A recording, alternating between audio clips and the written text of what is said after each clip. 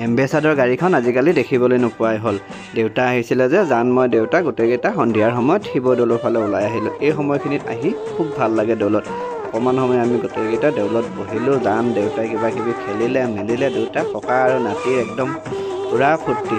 আৰু দেউতা আছে যে গতিকে জানে আজি সুবিধাটো লৈ ল'লে। আমি তাক ফুচকা খাব নিদিওঁ, গতিকে দেউতাক কৈ মেলি সি ফুচকাও খালে।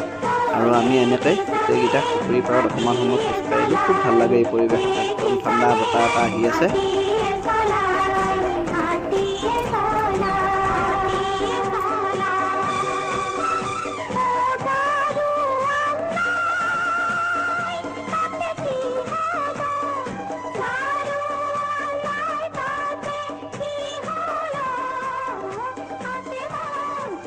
আৰু এনেকৈ খোজকাঢ়ি থাকোঁতে জানে খেলনা বেচা ভাইটিটোক দেখা পাই দৌৰ মাৰি গৈছে, তাক কিবা এটা লাগে। আমিতো নিদিওঁ, দুইটা আছে গতিকে আজি সি সুবিধাটো লৈ ল'লে।